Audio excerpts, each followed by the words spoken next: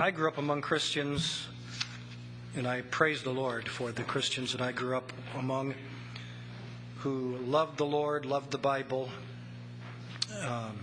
committed to Christ, devoted, willing to sacrifice almost anything for the cause of Christ. But most of the Christians that I grew up among, I think it would be accurate to say, did not have a great appreciation for John Calvin. And in fact, some of them would have been quicker to denigrate him than to honor him. And certainly Calvin was not a perfect man.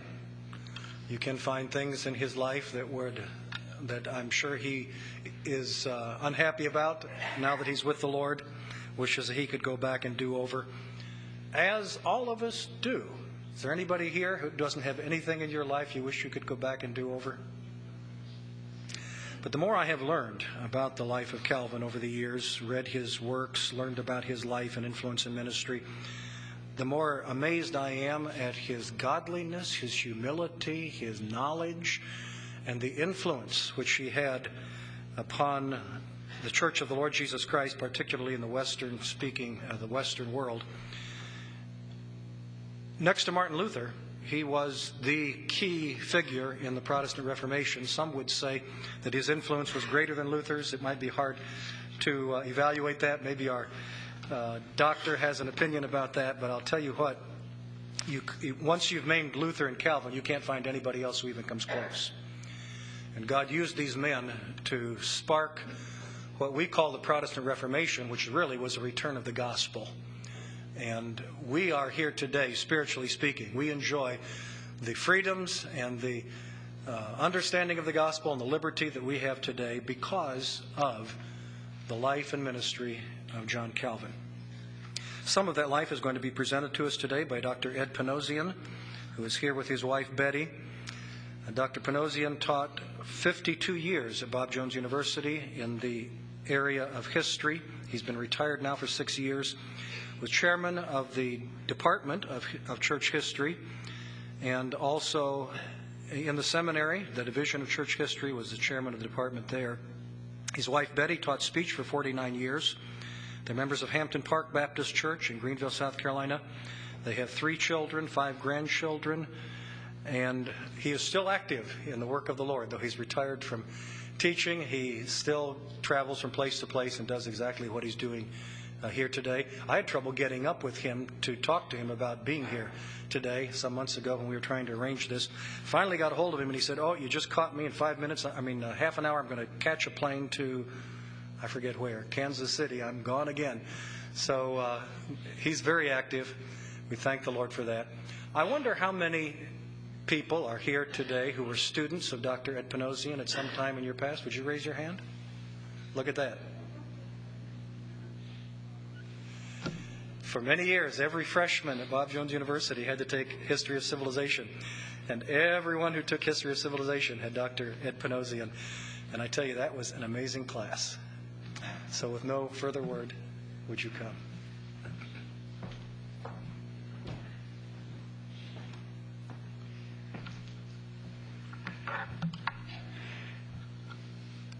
I have heard it said that a Baptist preacher, of which I am not, when he stands before a crowd of people, is tempted to say, "Let's take an offering." But having seen these hands a moment ago, I must tell you that as a history teacher, I'm tempted to say, "Please take out a half sheet of paper." But I will resist that temptation today, and there will be no quiz on this presentation. I am not quite so busy as your pastor suggested. It just happened that I was on the way to the airport at that time, but probably once a month or so I have such an invitation. It is a pleasure to be here with you again. My wife and I thank you for your kindness and hospitality. It was especially enjoyable to share in last evening's event at the Atkins home, an event which I must say bore absolutely no semblance to a famous diet of a similar name.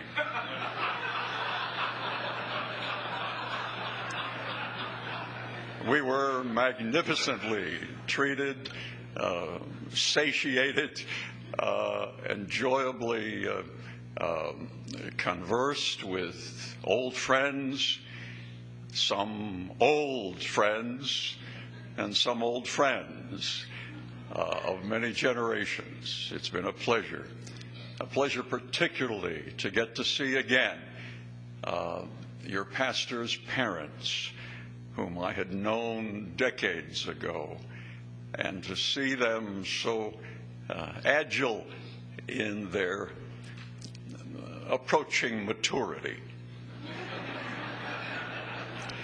And to be with your pastor again and his family, and to share these hours together with you. Your pastor was on a good theme a moment ago, starting on John Calvin. I was hoping he'd continue, but alas, he sat down. And it is true that John Calvin is a name that evokes a strong emotion. Almost no one is neutral toward John Calvin. He is either admired or hated. He is either feared or appreciated. He was used of God. He is the second generation reformer. Martin Luther was 25 years old when John Calvin was born. Calvin built on a foundation which God had used Martin Luther to begin. Now, for these next several minutes, I must ask your participation in what I am to do. I want you to imagine with me that I am John Calvin, and remove the obvious incongruities in your mind. I am not 500 years old, though I was born 500 years ago. John Calvin, July 10th, 1509. A few months ago, we celebrated his half millennium. Not many people are remembered 500 years later. Imagine that I am he, and I'm going to tell you the story of my life as if John Calvin has come to talk with you. I was born, I say, on July 10th, 1509. To Gerard Calvin, I was one of 7 children, 5 sons, 2 daughters. My father was a minor official in the town of Noyon, in the province of Picardy, some 60 miles northeast of Paris. He was an official in the church, a lay official, and in the province. He had a civic responsibility, and he had connections with the church. Now, the church is the Church of Rome. It was the only organized ecclesiastical system. It was the perversion of the gospel which had prevailed in Europe for at least 500 years, perhaps longer. Here and there were pockets of believers, to be sure. But in my time, the dominant ecclesiastical institution was Rome. Romanism. I didn't like to hear it referred to as Catholic. I'm a member of the Holy Catholic Church, the church which you heard about earlier this morning. It was presumptive and false to assume that one particular institution of man's making was or is the church. Rome's presumption of assuming unto herself the ecclesiastical supremacy of domination of centuries of Western civilization was itself a contradiction of the word of truth. Well, because of his connections with the church, my father was able to acquire for me, whom he expected to be a servant of the Church of Rome. He was rather generous, he felt, in preparing his son to serve the Church of Rome. That was his opinion at the time. He obtained for me, I say, a benefice, a kind of a scholarship for my training. And it was in this connection that I began the study of the classics. I became proficient. Montague was my teacher. I went to Paris at the age of 13. I studied the classics. I studied Latin and Greek. I studied the philosophers of antiquity. In the midst of this, my father had a falling out with the Church of Rome. Not so much theological as administrative disagreement.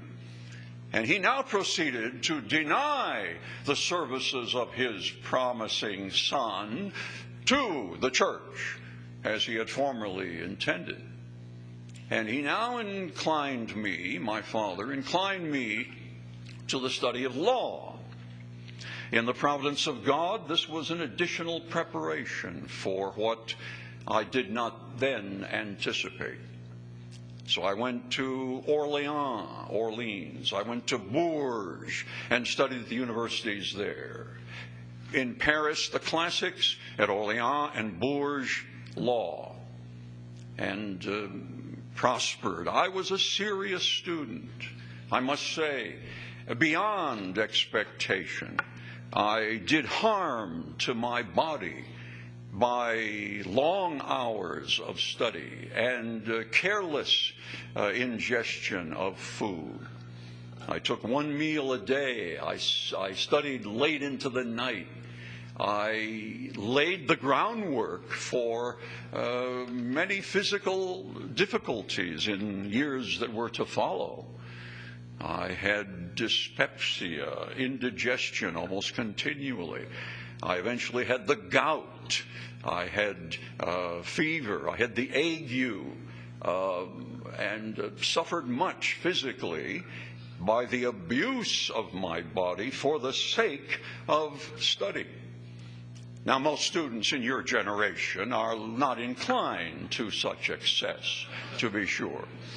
And I must say I envied them just a little. It was in this connection that I published at the age of 23 a work which was a commentary on the ancient Roman philosopher, the moralist Seneca, who had written a treatise on clemency, mercy in the execution of justice.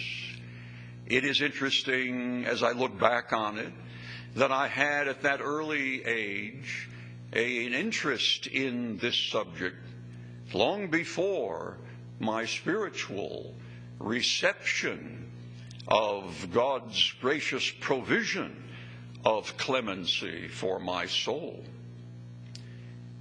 This was from a young classicist at the age of 23, I say, and demonstrated my growing proficiency in what was then considered the excellence of classical learning.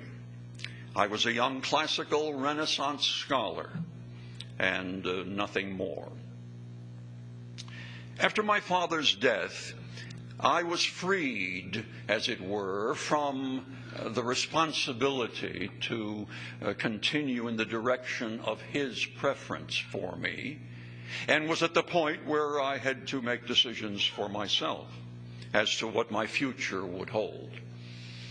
I went back to the University of Paris, and there met a friend, Nicholas Kopp was his name, C-O-P, Kopp, who had been elected rector of the University of Paris. This was an administrative responsibility, not so much an academic one. And we became part of a little group influenced by a French centenarian who at the age of 100 published a French translation of the New Testament. Jacques Lefebvre was his name, and he was a kind of budding Protestant. And we became part of a little group that he led. And it was in this connection that as the young rector Nicholas Kopp was about to be inaugurated, as was customary, he had to give an inaugural lecture. As his friend, I wrote that lecture for him, and we together intended that it be the announcement of a reform program in the University of Paris. A reform of the scholastic dryness of medieval surmisings and a restoration of biblical teaching.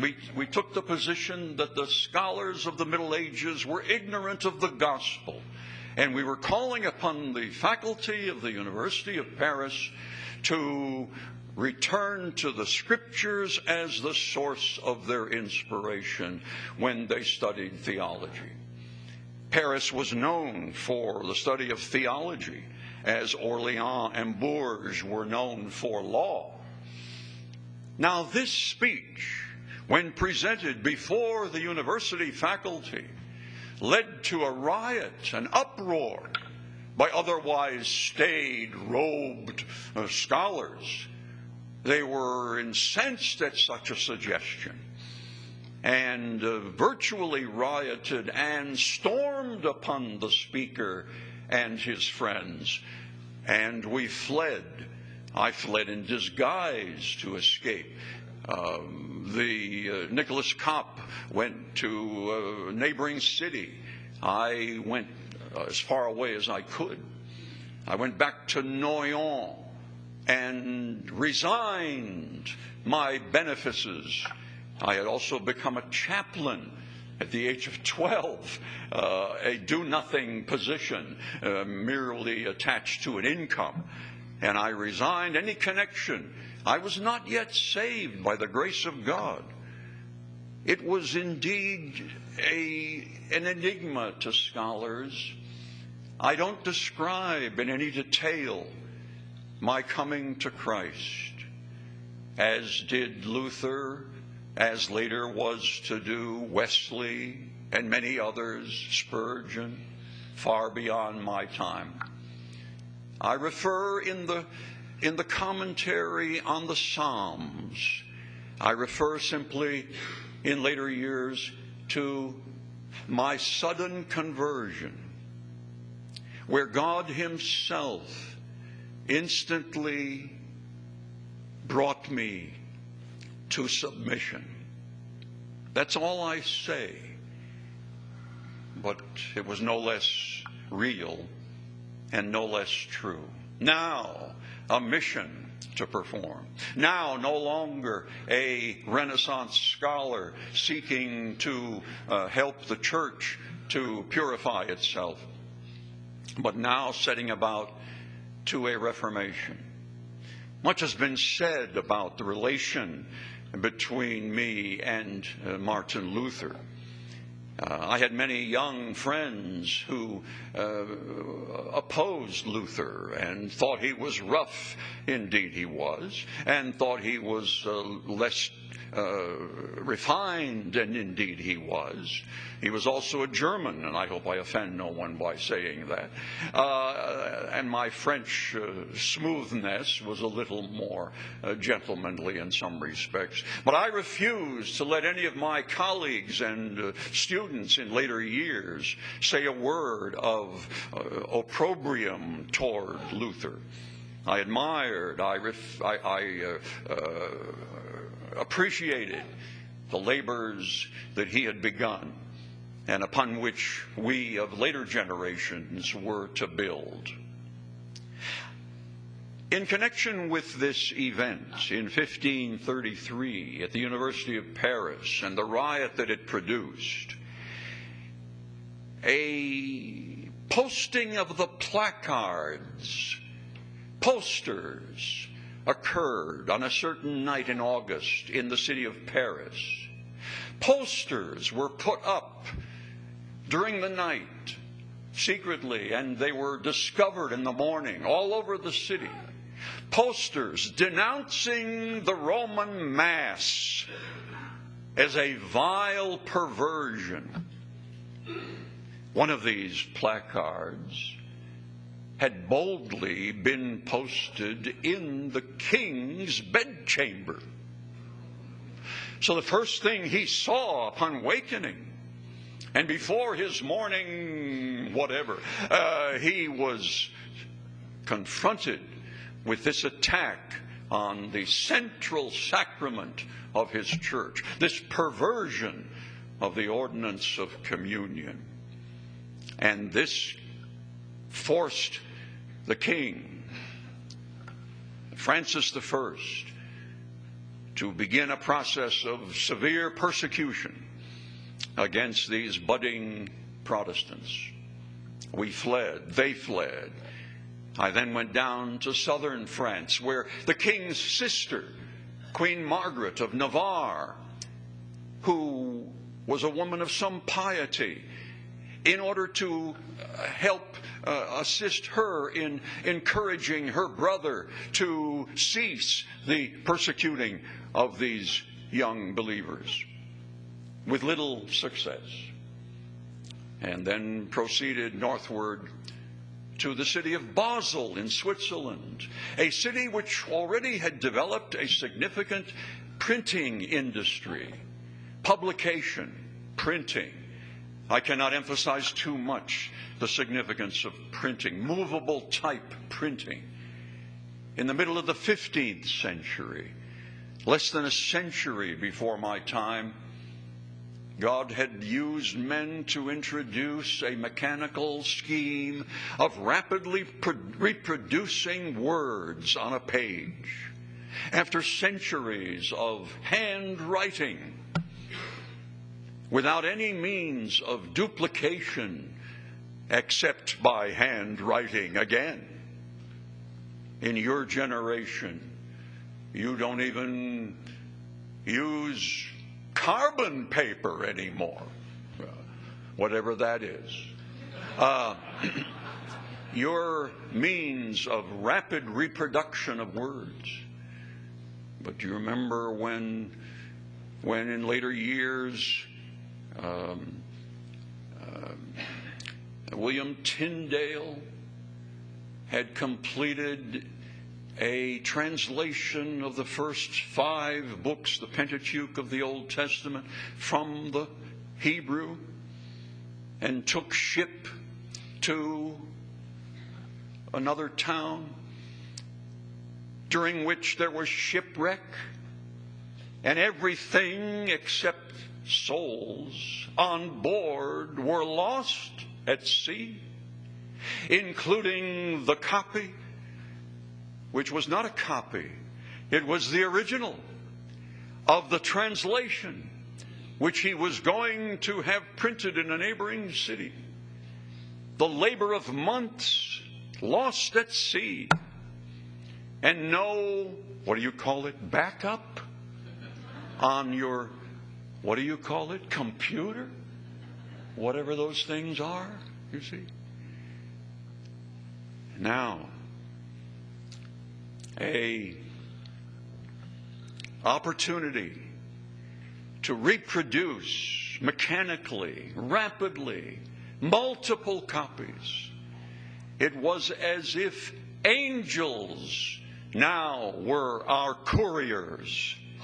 So rapidly could words be dispersed and spread abroad. I went to this city, and at the age of 27, published in Basel, in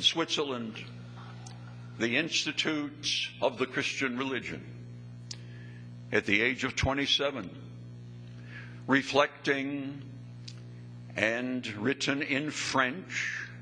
It was dedicated to King Francis I of France, on the assumption that he was ignorant of what Christians believed, of what these reformers were teaching. And surely if he were informed, he would cease his persecution. I dedicated it to him, I say, and presented the first edition, the first version of what was later edited, enlarged many times since, of the institutions, the foundations, the fundamentals of the Christian faith. I was 27, I say.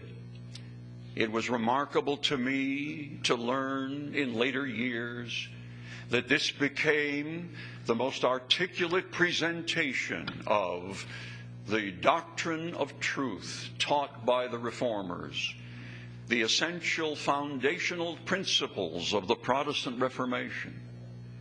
It was not Calvinist or Calvinism. It was Christianity, defined and elaborated, and by the grace of God disseminated throughout the Western world, translated into many languages, and reprinted and edited. In my dying year, I again revisited it and modified, edited, usually by enlargement, rarely by deletion. And therefore the first edition was considerably more brief than the final one. Now, after 2 years in Basel, I went down to Italy, the home of the Renaissance, the place of the beginning of the restoration of the original languages and a re-examination of medieval presuppositions which had prevailed for many centuries. Duchess Renata of Ferrara was a woman of some piety, kindly disposed to the hearing of biblical truth. And I was assisting in trying to enlarge the movement there in the very land of the Renaissance origin.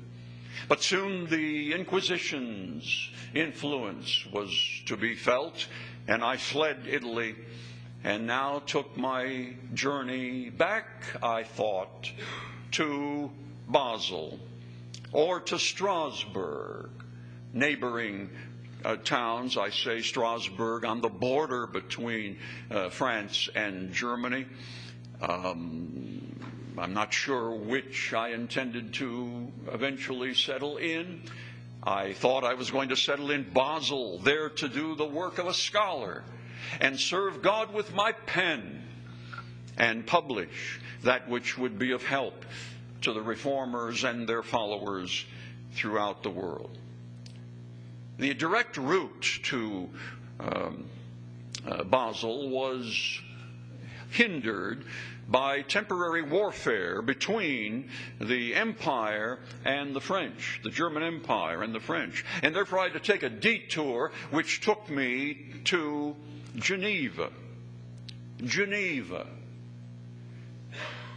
international city in Switzerland, where there stands today on the edge of a park-like lawn in front of the library of the University of Geneva, a long stone monument, a virtual wall that has been called the Reformation Wall in Geneva,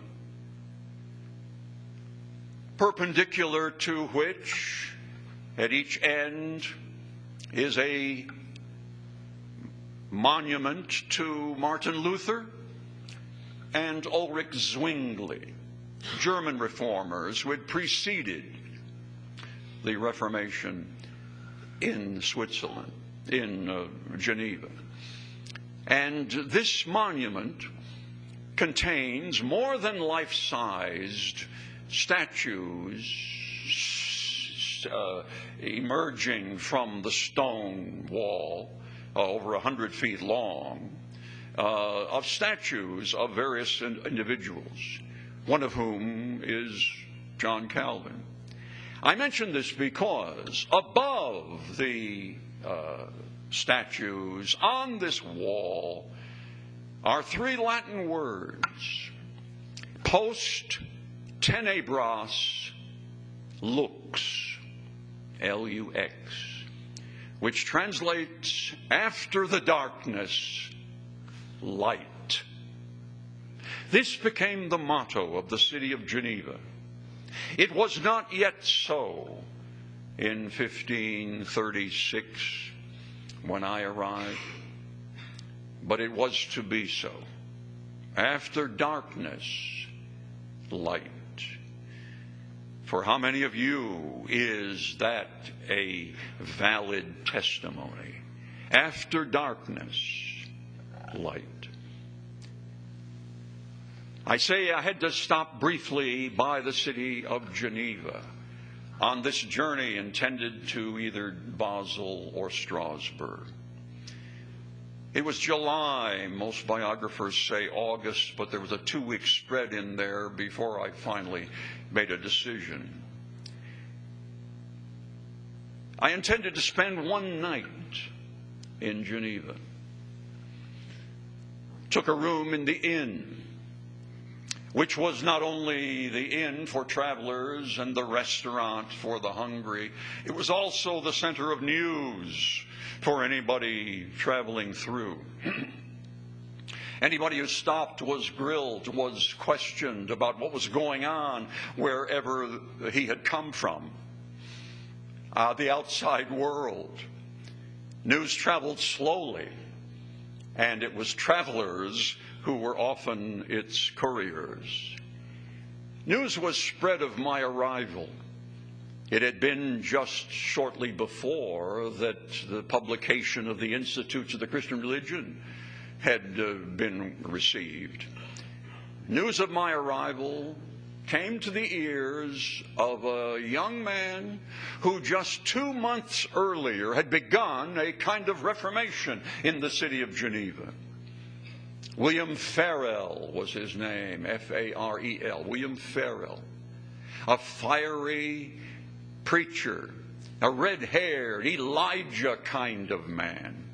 He was great at attacking and tearing down, and he had the verbiage to accompany it, but he was less gifted in building up. And he saw in my coming a providential opportunity to enlist me, rather to draft me into the service of the reform in the city. And he pled with me to stay. I thanked him and refused his offer. And then he switched gears. He became a virtual Old Testament prophet. And he bristled at my resisting the will of God for me. And he swore that God would curse the tranquility of my studies, which I sought, if I refused to come to the aid of God's people in this hour of their need.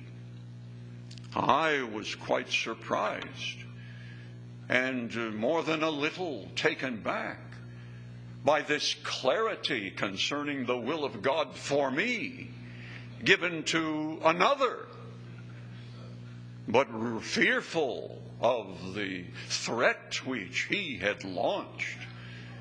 I consented to remain, took care of business, and in 2 weeks came back and began a program of reform for the city. I expected this would be where I would remain. The city of Geneva was a worldly city then, of about 12,000 inhabitants. Swiss soldiers were an important export of the city. I say the city, it was a canton, a state, a city-state It had a semi-independent government, a council of 200, a council of 60, and a council of 25, which ran the city and made decisions and passed bills.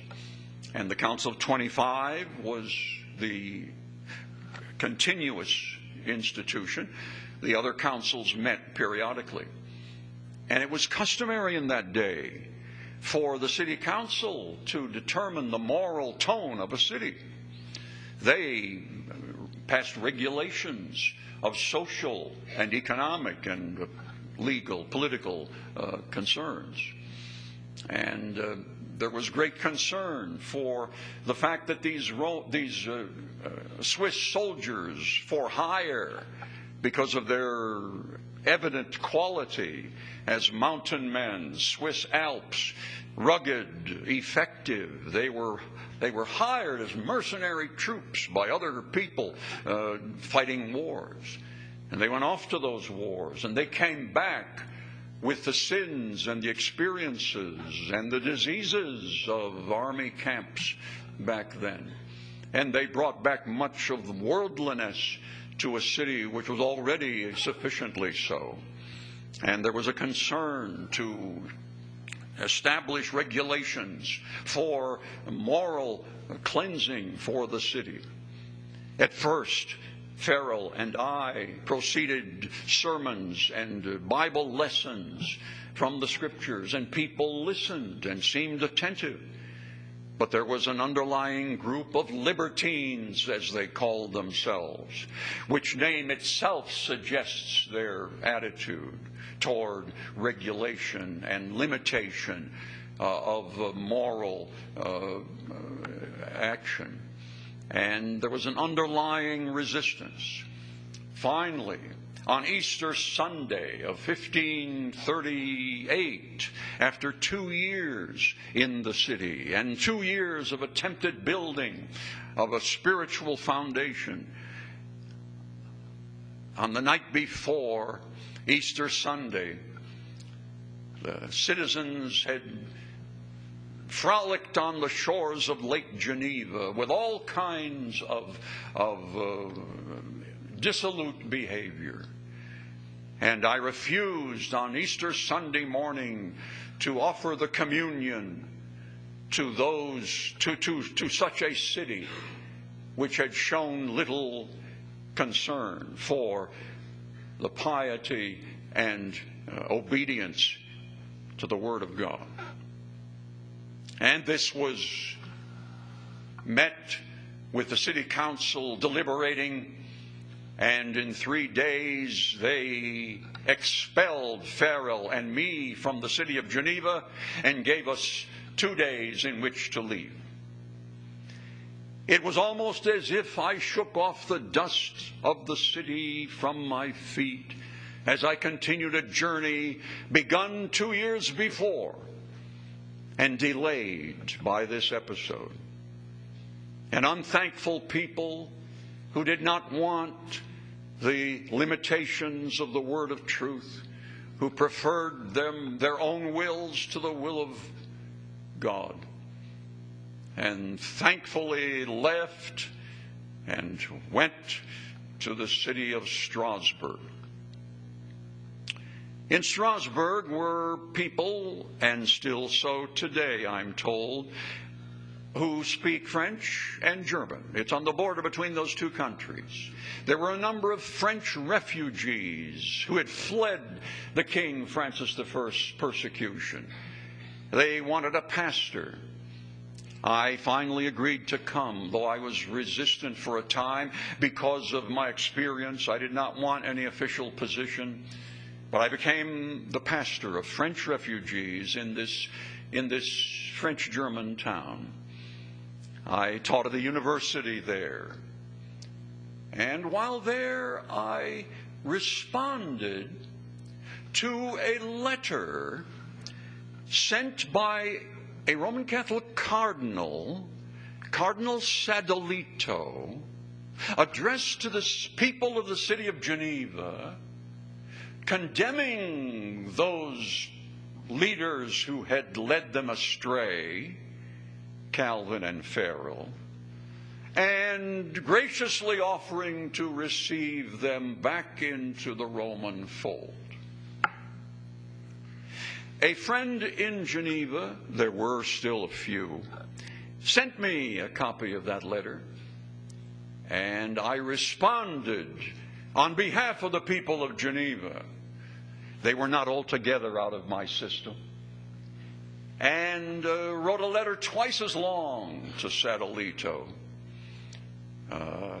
denying the infamy he had imposed upon them by the letter, and pointing out the ignorance of Rome concerning the gospel of Jesus Christ. And with that letter destroyed the pro-Romish party in the city of Geneva. I displayed by this response that I still had a concern for the people of Geneva.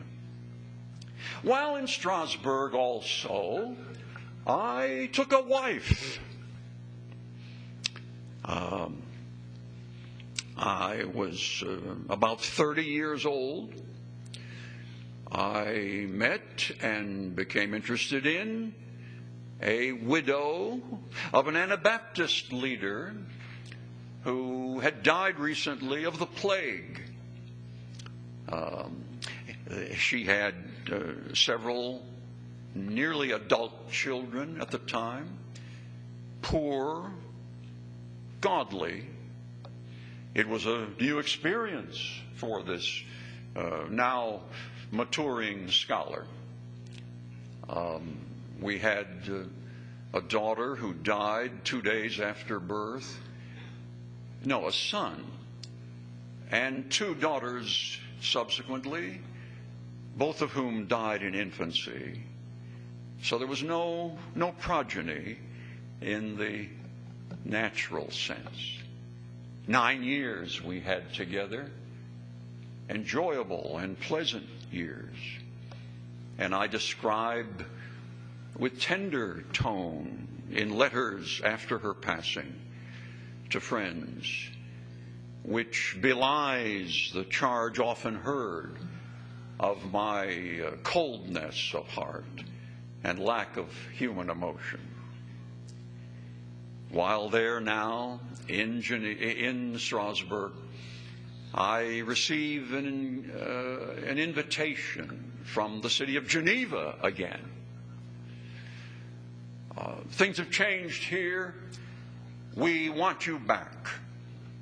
We have come to prefer the moral limitations of the Reform to the excesses of licentiousness in the city.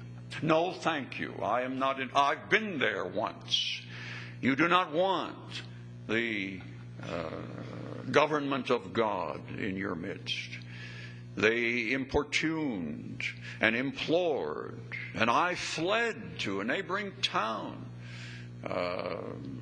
Whatever is a neighboring town here, a few miles away, to get away from them. They followed me there and insisted, and I yielded. And in 1541, 3 years after being expelled, I was invited by the City Council of Geneva, and for the remaining 23 years of my life, I was a citizen of Geneva, a French-speaking canton or state among the Swiss provinces. Here now, the opportunity of building a catechism for instruction, a discipline for rules and regulations. We set out, by the grace of God, to make Geneva a remarkable example of the government of God over a people. You could not do this in your time. Your efforts to have done so in your colonial era proved to produce either hypocritical conformity or open rebellion. And you no longer consider tolerance a vice. You think it a virtue. I do not argue with you, but in my time, tolerance of dissenting opinion was evidence of holding no opinion as authoritative. This is revolutionary in your mind. In my time, it was the responsibility of the civil authority to protect its people. You still give lip service to that expression, but that protection in my time extended to moral protection, spiritual protection. And it was the responsibility of the civil government to determine the religion of its citizens. You find this foreign, to be sure. In my time, it was presumptively evident. As kings determined the religion of their subjects, so did republics do the same. And it was the responsibility to provide a moral barrier against civil disobedience, civil vice. We set out to make of Geneva a model city under the government of God. A city in which only those who had a genuine spiritual relationship with Jesus Christ would be comfortable and welcome. Those who had an affinity for it would remain. Those who did not would leave. And it was in these 23 years of the remaining my lifetime that the city doubled in its population. Those who wanted this came to it. Those who later took the grand tour of Europe, which was considered the final part of the education of a sophisticated young person, wrote in their logs, their diaries, that they found in Geneva a wonderful peace and contentment and sobriety. You could not marry a wife in the city of Geneva without the approval, the examination of both parties by the city council. You could not hire a servant without an official review of the character of that servant. There was to be no one on the streets after 9 p.m. There was a curfew. Only those who were out making sure that there was no one on the street was out on the street after 9 p.m. on the assumption that nothing good happens after 9 p.m. You've changed that a little in your time. There was a deliberate effort to make an outward opportunity to assist the godly, to assist those who wanted to live rightly before God, to enable them to do so. This was not without opposition, but it was opposition that was never totally successful. And I must say, because some of you are thinking about it, that there was an event in 1553 that became a black mark on the city of Geneva. And some people know little more than this fact about John Calvin. There was in Europe at this time a notable scholar and scientist named Michael Servetus.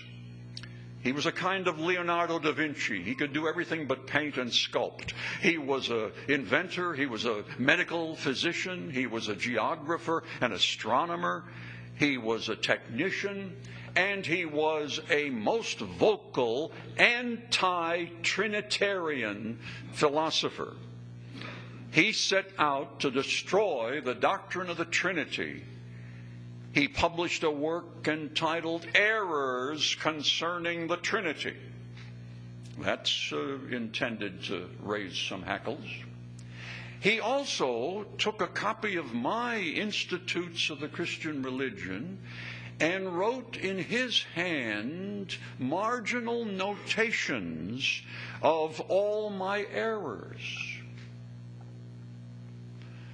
He published another work entitled The Restitution of the Christian Religion.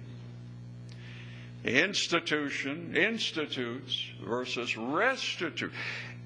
My error, the error of Christendom, was the doctrine that he set out to destroy the doctrine of the Trinity, I say. He had been condemned by Rome. His book and his person had been consigned to flames, and he effectively escaped their clutches. And of all the stupid things to do, he came to Geneva and made his presence known. He was arrested by the order of the city council. He was tried. He was condemned. I met with him in his cell, as did others, seeking to draw from him an acknowledgement of his errors and a surrender, a confession. He did not, he would not believing himself to be in error. And I attempted to mitigate the punishment, something less than burning at the stake, without success. And in 1553, he and his book were burned in Geneva. In his dying words, he said, "O Jesus, thou Son of the eternal God, have mercy upon me." But he denied that Jesus was God or eternal.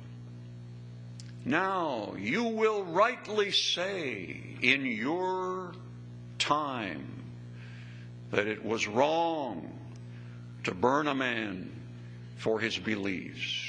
Rome had done it many times, thousands of times, and was to do so for thousands of times more. Was to burn witches by the thousands in Europe in centuries after mine. You and your opponents make a big thing of some 16 women burned in Salem, Massachusetts in one long hot summer. And you conveniently forget of thousands which Rome burned. It was wrong, you will rightly say, to burn Servetus. But in my time, just as in your time, if you have a cancerous organ, you do not hesitate to cut it out, lest it destroy the body. So also, of far more eternal significance, is the refusal to cut out a cancer in the body that is the church.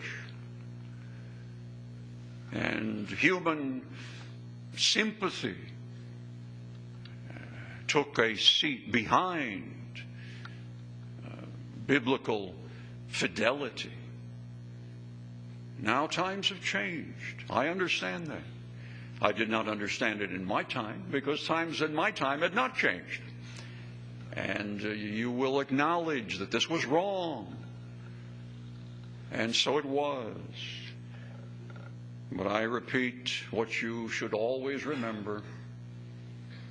There has been but one perfect man in history. And he was the Son of God who walked upon this soil. This was a black mark, you may well say. It was in the month of February of 1564, in my 55th year, that I preached for the last time, having preached many times each week, sometimes several times a day, having carried on a wide correspondence and written commentaries on most books. I preached for the last time in my pulpit, St. Peter's Cathedral in Geneva. It had been the Roman Catholic cathedral. It was whitewashed, not literally, but all the trappings of Rome were removed. and it became my pulpit. I never held any office in the city of Geneva except that of pastor. I was one of the pastors. Just a few years before my death, I was made an honorary citizen of the city of Geneva, but held no office there except by influence. Preached, I say, for the last time in February. They still show today in St. Peter's Church in Geneva a chair in which I sat before climbing up into the pulpit to preach. It's called Calvin's chair. Was carried to church in a chair for the next couple of months until April. Consigned to my bed in April. Drew up my last will and testament on April 25th. The next day, I asked for a meeting with the city councilors, all 200 of them. They graciously instead insisted that they come in groups to my bedroom for a final meeting and a final farewell. I took leave of them with tears and with great apologies for anything I had done to offend them, and bade them a final farewell. 2 days later, the city pastors, of whom I was one, came to my bedchamber, and it was Beza, my successor and biographer, who said, we departed with tearful eyes and grateful hearts. And on the 27th of May, 1564, with the setting sun, I departed this life for a better. That Reformation Wall in the city of Geneva that I referred to has 4 central figures. I'm one. John Knox is one. John Knox came to Geneva for about 2 years and was our Bible teacher in the little Knox chapel that was built adjacent to the cathedral.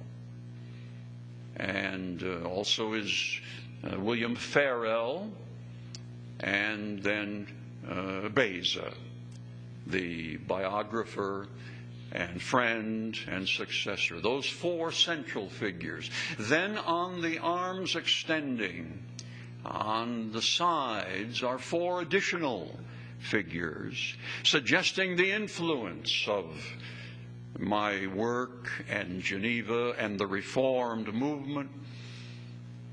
William the Silent, William of Orange of the Netherlands, the Dutch Calvinists, Roger Williams and the American experience,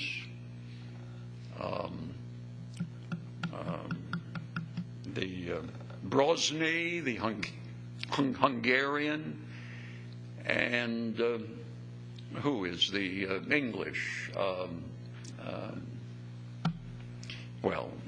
I've forgotten. Suggesting, I say, the long extended influence of the Reform movement in the city of Geneva. I expressly determined that there be no marker on my grave. I was buried in an unmarked grave so that there would never be an adoration of a man or even a remembrance of him. But I could not, as God has been pleased not to do, erase the influence of a lifetime and the outworking of a book which God has used in the Western world. After darkness light. You cannot appreciate the extent of that darkness in the Middle Ages. I hope you can appreciate the breadth of that light extending to your day, this day. To God be glory. Amen.